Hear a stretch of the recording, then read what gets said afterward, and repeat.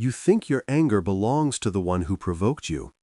You think the irritation lives in their words, their tone, their arrogance, their carelessness. But does it not return again and again with different faces, different voices, always the same wound beneath? How many times have you sworn that if only people behaved better, you would finally be at peace? And yet, have you not noticed that no matter who stands before you, the same old fire rises within? Jung's warning is merciless. The irritation you project outward is the shadow you refuse inward. Every provocation is a mirror. The colleague's arrogance awakens your denied ambition. The partner's selfishness stirs your buried desire to claim your own needs. The family member's chaos mirrors the disorder you conceal beneath control. Do you not see that every time you are bothered, it is not about them, it is about you? The path to never being angry or bothered is not paved with avoidance, silence, or endless patience. It begins with confrontation, with daring to ask what in me is being revealed right now. Why does this person's action sting me more than it should? What old wound is still bleeding each time I am touched? So the piercing question presses against you. Will you keep blaming the world for your disturbance, or will you turn inward and face the root? Because only when you embrace what you have long denied will no one outside of you hold the power to disturb your soul. You live in a culture that tells you anger is weakness, irritation is immaturity, and peace comes from tolerance. From childhood, you were taught to smile when you wanted to scream, to be nice when you wanted to resist, to swallow frustration in order to keep the peace. But what happens to the anger you never express? Where does the irritation go when you bury it to protect harmony? Do you not already feel it smoldering beneath the surface, waiting for the smallest spark to ignite it? The truth is merciless. The people who bother you are not random accidents. They are triggers that press against wounds you have never healed. The arrogant boss reminds you of the parent who dismissed you. The selfish partner awakens the guilt you feel for wanting anything for yourself. The chaotic sibling irritates you because you fear the disorder you suppress in your own soul. Have you noticed how often the same kinds of people appear in your life, each one pressing the same bruise? Carl Jung warned that what you repress does not vanish, it waits. Your irritation is not caused by others, but revealed by them. Every time you are provoked, a buried part of you demands attention. But instead of listening, you project it outward, insisting they are the problem. How many times have you blamed the one who triggered you, only to face the same irritation again with someone else? How long will you keep chasing new environments, new relationships, new routines, hoping to escape the inner unrest that follows you everywhere? Peace is not found by controlling the world. Peace comes when you confront the root within. To never be angry or bothered is not to numb yourself, but to integrate yourself. The question that now confronts you is severe. Will you keep silencing the anger until it bursts, or will you dare to face what it reveals? For until you do, the world will continue to disturb you, not because it is cruel, but because it is reflecting the shadow you refuse to see. To understand why you are so easily angered or bothered, you must turn to the architecture of your psyche as Jung mapped it. Anger is not random, nor are irritations trivial. They are signals. They reveal where the hidden structures of your unconscious still control you. Until you see them, you will be provoked endlessly, because life itself will not let you rest in illusion. The persona, the mask of calm. You wear a mask every day. The polite smile, the patient nod, the image of composure. This persona is necessary in society, but when you identify with it too completely, you exile your true feelings. You appear calm, but beneath the mask, resentment accumulates. Do you not notice how quickly your patience shatters under pressure? Do you not feel the rage boiling when someone mocks you, interrupts you, or dismisses you, even though you remain outwardly polite? The persona hides the storm, but it cannot dissolve it. The more you cling to the image of endless tolerance, the more violence brews within. Ask yourself, is your irritation not often the rebellion of a self that refuses to be silenced behind the mask, the shadow, the repressed anger? The shadow holds everything you refuse to admit about yourself. You were taught that selfishness, anger, envy, and defiance were shameful, so you buried them. But buried impulses do not die, they wait. And when you encounter someone arrogant, selfish, or careless, your shadow leaps forward.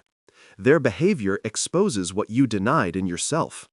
Why does their arrogance sting you so deeply? Because it mirrors your repressed ambition. Why does their selfishness enrage you? Because it reminds you of the needs you silenced long ago.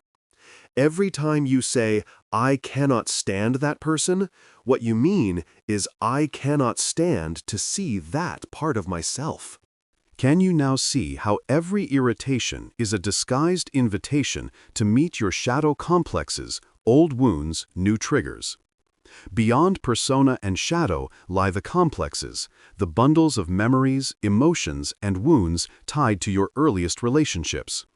You think you are angry at your colleague's tone, but it is the echo of a parent's voice that once humiliated you. You believe your partner's selfishness enrages you, but it is the old wound of rejection that bleeds each time they choose themselves over you. Have you noticed how the intensity of your anger often far exceeds the smallness of the moment? That is the mark of a complex. You are not fighting the present, you are reliving the past. The people who bother you now are not enemies, they are carriers of your unresolved history. How many of your current irritations are simply the child in you crying out for recognition? Projection, blaming others for your own traits. Projection is the most insidious mechanism of all. When you disown parts of yourself, you do not escape them. You see them everywhere else. You condemn gossipers while secretly craving influence. You despise arrogance while secretly desiring recognition. You rail against selfishness while longing for the courage to put yourself first. Each accusation you hurl outward is a projection of what you cannot yet admit inward. Is it not strange how often the very traits you most despise in others are the ones you secretly battle in yourself? And is it not clear that as long as you refuse to claim them, you will be surrounded by people who embody them, provoking you until you wake? The self, the demand for integration. At the center of Jung's psychology lies the self, the wholeness you are called to become. True peace is not numbness, it is integration. To never be angry or bothered does not mean to suppress irritation, but to claim it. You must admit your selfishness, your envy, your rage, your desire for control. Only then can you relate to others without projection, without hidden wounds, without complexes pulling the strings. When the shadow is integrated, the trigger loses its power. When you own your anger, no one can weaponize it against you. Do you not already sense that the stillness you crave will never come from controlling the world, but only from embracing all of yourself? The structure of disturbance. Taken together, these Jungian foundations explain why you remain easily angered.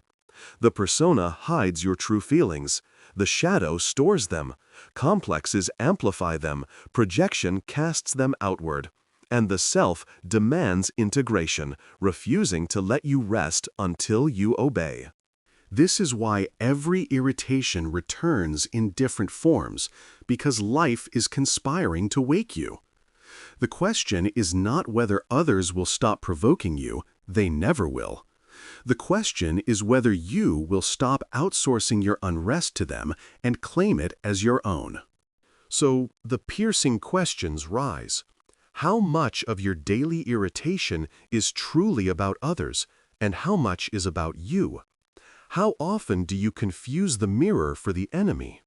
How long will you keep blaming the world for reflecting what you deny? And most urgently, will you continue hiding behind the mask of patience while resentment eats you alive? Or will you dare to face the shadow and finally disarm the triggers within? Because Jung's warning is merciless. What you repress will rule you.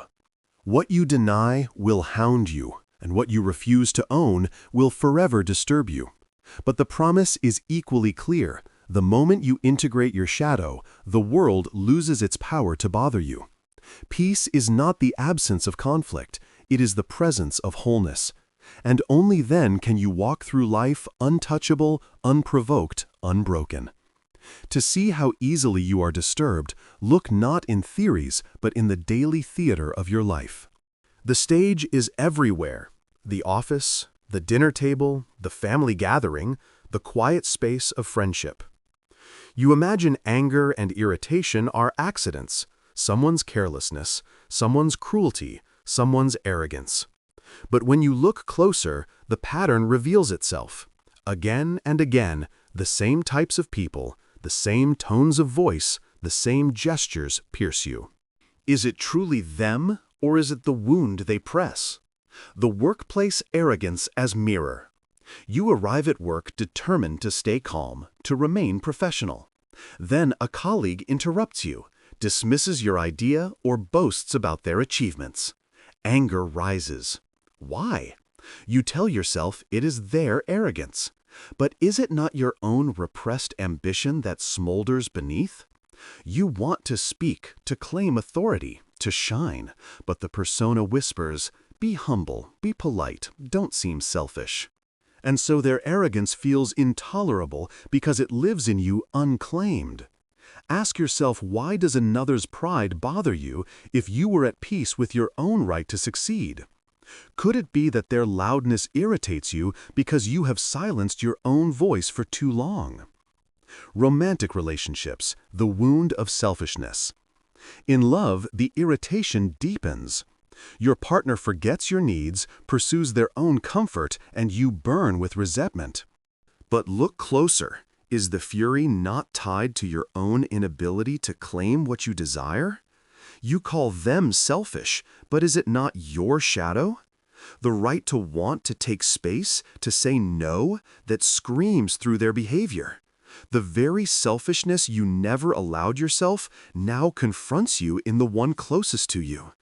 Do you not see how anger becomes a mirror here? Each argument is not only about their neglect, it is about your refusal to own your own needs. How many times have you stayed quiet to keep peace, only to explode later at small offenses? Is that not proof that the real enemy is not them, but your repression? Family bonds, the agitation of chaos. At family gatherings, irritation appears in subtler forms. A sibling arrives late. A parent criticizes an uncle, dominates the conversation. You clench your jaw, telling yourself you have grown beyond being bothered. But inside, the old fire flickers. Why?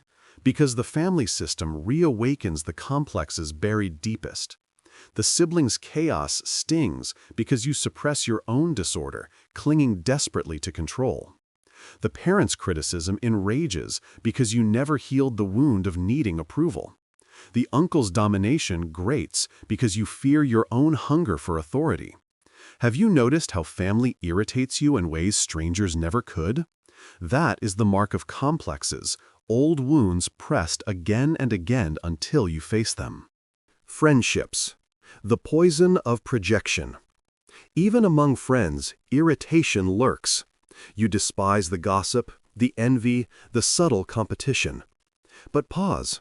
Do you not sometimes feel envy yourself, though you would never admit it? Do you not also long for recognition, though you hide it under false modesty? The shadow finds its stage in friendship because it is safest there. You condemn their pettiness, but is it not your own pettiness unclaimed that gives their behavior its sting? How many times have you smiled at a friend's success while secretly aching with comparison? And how many times has their envy enraged you, not because it harms you, but because it reveals what you deny in yourself? The self in daily encounters.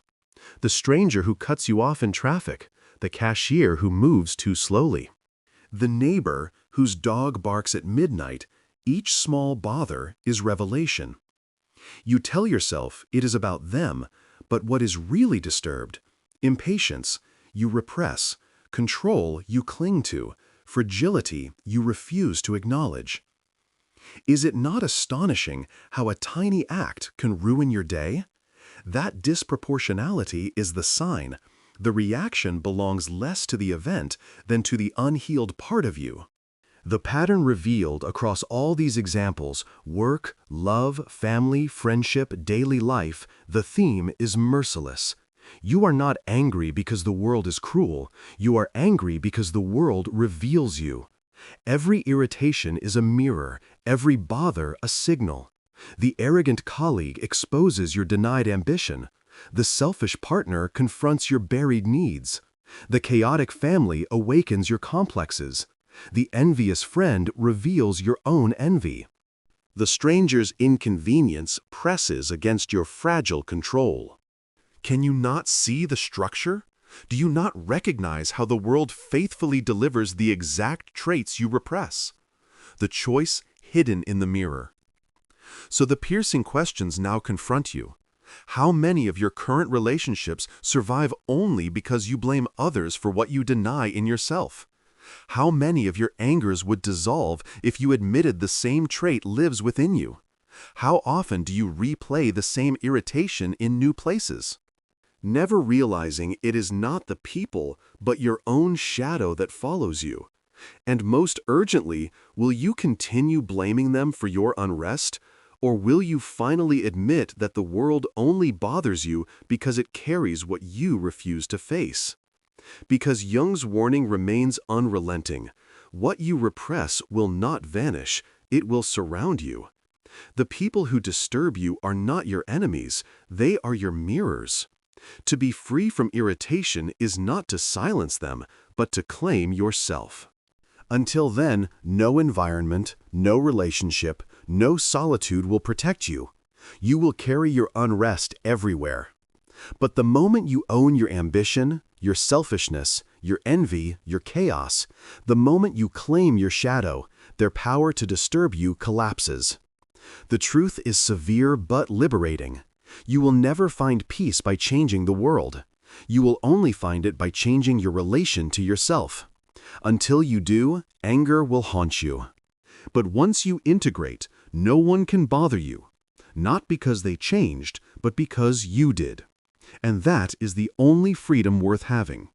To understand why you remain angry or easily bothered, you must dissect the hidden machinery that drives these reactions. Anger is rarely about the present event. It is the eruption of old repression, buried wounds, denied traits. Every irritation you feel is the visible tip of a far deeper structure. Jung reminds you what is not made conscious returns as fate, and your anger is precisely that fate, an unconscious pattern that repeats until you face it. Psychological repression as fuel. From childhood, you were told certain emotions were unacceptable. Rage was punished, envy was shamed, selfishness was condemned. So you buried them. But repression does not erase it, stores. Imagine a fire sealed in a box. The pressure builds until the smallest spark explodes. This is your anger. When someone's arrogance or selfishness stings you, it is not only their act, it is the weight of years of silenced feelings igniting at once. Do you not see how disproportionate your reactions often are? Why a small slight can ruin your day? That is the signature of repression. The true cause is not the event, it is the fuel beneath. Emotional guilt, a leash beneath. Repression lies guilt. You were trained to believe that expressing anger made you bad, unworthy, unlovable. So when irritation arises, guilt forbids you from owning it directly. You push it down, but the energy has to go somewhere. It leaks out as resentment, sarcasm, coldness, or explosive outbursts. You become both victim and jailer, enraged by others, yet guilty for feeling it. Have you not noticed how quickly you apologize for your anger, even when you were wronged? Why you turn blame inward only to blame outward again later? Guilt chains you. leaving you both restless and powerless. Behavioral, the collapse of control. To cope with guilt, you build strategies of avoidance and control. You keep silent to preserve harmony. You overwork to avoid criticism. You plan obsessively so others cannot disturb you. But life intrudes. Someone misses a deadline, breaks a promise, disrupts your plans, and your carefully constructed control collapses. Anger surges, not because of the disruption itself, but because your defense against disturbance failed. Ask yourself, is it really the slow cashier or the noisy neighbor that enrages you? Or is it your illusion of control shattering? How much of your daily irritation is simply life reminding you that you cannot dominate reality? Ethical collusion with false virtue. Here lies a subtler mechanism. Irritation often reveals where you collude with dishonesty. You call yourself tolerant, but your silence is cowardice. You call yourself patient, but it is avoidance. You pride yourself on kindness, but it is fear of conflict.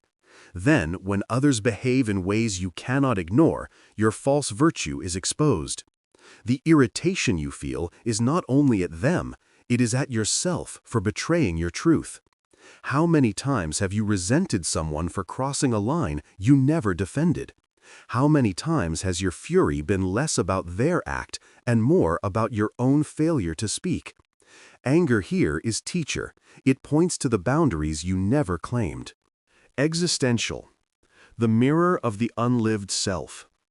At the deepest level, every bother confronts you with the parts of you you have never lived. The selfish person reveals your denied selfishness. The arrogant boss reveals your buried ambition. The chaotic sibling reveals your hidden disorder. This is why irritation feels so personal, because it is. Each provocation is a reminder of the unlived self. Until you integrate those traits, you will remain surrounded by people who embody them for you. Is it not uncanny how life keeps placing the same characters in your path, as if conspiring to wake you? Have you not wondered why you always meet the same type of partner, the same kind of boss, the same irritating friend? The world is not mocking you, it is mirroring you. The interlocking cycle. Together, these layers form a closed loop. Repression breeds guilt. Guilt fuels control. Control collapses into irritation. Irritation exposes false virtue. False virtue points back to the unlived self. And so the cycle repeats each turn, leaving you angrier, more exhausted, more convinced that peace lies in changing others. But the truth is merciless. You cannot escape this loop externally. Every new job, new relationship, new city will simply reintroduce the same provocation in new form. Because the real enemy is not them, it is the shadow you refuse to claim. The severe choice. So the piercing questions rise. How long will you keep blaming others for pressing buttons you refuse to dismantle? How many more years will you waste trying to fix environments only to find the same irritation reappearing elsewhere? How often will you call yourself patient when you are merely repressing? And most urgently, will you keep circling this cycle until collapse? Or will you dare to end it by facing yourself? Because Jung's insight is merciless but liberating. What you repress will rule you. What you deny will disturb you, and what you refuse to claim will surround you until you own it. The mechanism is not punishment, it is instruction. Every provocation is a message from the shadow. Integrate me, or I will haunt you in others. The truth is severe. You will never find peace by silencing the world. You will only find it by silencing the war within. When you claim the traits you once denied, anger, selfishness, ambition, chaos, they lose their power to bother you in others. Integration breaks the loop. And in that wholeness, you discover the only way to never be angry or bothered again, not by erasing life's provocations, but by erasing your own division. If peace will never come from changing the world, then it must come from changing your relation to yourself. Jung did not offer comfort, he offered confrontation. To never be angry or bothered again does not mean suppressing your reactions or pretending calm. It means transforming irritation into integration. This is daily disciplined work, and each step demands honesty that will sting before it heals. Observation, seeing the mirror clearly. The first task is brutal honesty. You must track your irritations not as proof of others' faults, but as signals of your own denied parts. Each time you are angered, ask, what does this reveal about me? Why does this trait sting so sharply? What part of myself have I refused that this person now embodies? Keep a record. Write down your triggers, their patterns, and the inner responses they awaken. Over time, you will see repetition. The same archetypes keep appearing: selfishness, arrogance, chaos, weakness, because you have yet to face them in yourself. Do you not already sense that until you name the mirror, you will keep meeting it? Boundaries, separating yours from theirs. Once you see the pattern, you must separate what belongs to you from what belongs to them. Your irritation is always the mirror, but their behavior is still real. The selfish person may indeed take advantage. The arrogant boss may indeed demean others. The task is not to excuse them, but to refuse to let their behavior dictate your inner state. Ask what is mine to own and what is theirs to carry. Boundaries do not erase irritation, they transform it into clarity. Instead of collapsing in silence or exploding in fury, you learn to respond without projection. How often have you blurred the line, taking on what was never yours while denying what was shadow work? Claiming the forbidden traits. Here lies the hardest practice. Each time you are provoked, you must admit, I too am selfish. I too am arrogant. I too am chaotic. I too gossip, envy, judge. This is not self-condemnation, it is self-reclamation. The moment you admit the trait in yourself, the mirror dissolves. The arrogant colleague no longer enrages you because you know arrogance in yourself. The selfish partner no longer devastates you because you have claimed your own needs openly. Can you bear the shame of saying, yes, that darkness lives in me too? Without this, irritation will never end because you will always insist the shadow is out there. Reframe each provocation as teacher. Instead of cursing the one who bothers you, begin to thank them silently. Each irritation is instruction. Each provocation reveals where you are still split, where you still deny wholeness. Ask, what is this person teaching me about myself? The gossip reveals your own judgment. The lazy coworker reveals your fear of your own passivity. The critical parent reveals your inner tyrant. This is not romanticizing harm, it is refusing to waste your suffering. If life insists on repeating the same irritations, will you keep resenting them, or will you finally learn from them? Daily fidelity, practicing honest expression, observation, boundaries, shadow work, reframing. All of this must collapse into practice. Each day, choose one act of honest expression. Say no without guilt. Admit envy without shame. Speak truth instead of appeasing. Set a limit where you once stayed silent. These small acts accumulate. Each one reclaims a piece of your shadow and weakens irritation's hold. Ask yourself nightly, did I betray myself today, or did I honor myself? Did I hide behind false patience, or did I speak truth? Did I project outward, or did I claim inward? Your peace will not come in a sudden wave, but in these repeated fidelities to the self. Testing relationships, letting irritation purify. As you practice, your relationships will be tested. Some will resist your change. They thrived when you carried the burden of silence, when you absorbed irritation without protest. When you begin to live differently, claiming your shadow, setting boundaries, they may accuse you of being harsh, selfish, cold. But do not fear this test. It reveals which relationships were built on your erasure and which can endure your wholeness. Ask who respects me when I stop projecting and who collapses, who celebrates my honesty and who punishes it. This test is painful, but it is purification. The bonds that survive are real. The ones that break were illusions. Service, giving without resentment. Finally, remember that peace does not mean withdrawal. Once you integrate your shadow, your giving becomes clean. You can serve without resentment, love without exhaustion, engage without being drained.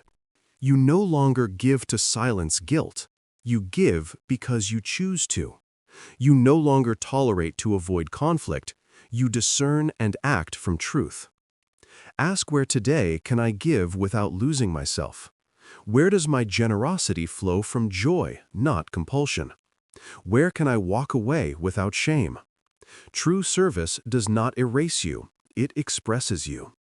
The severe patience. This process is not fast.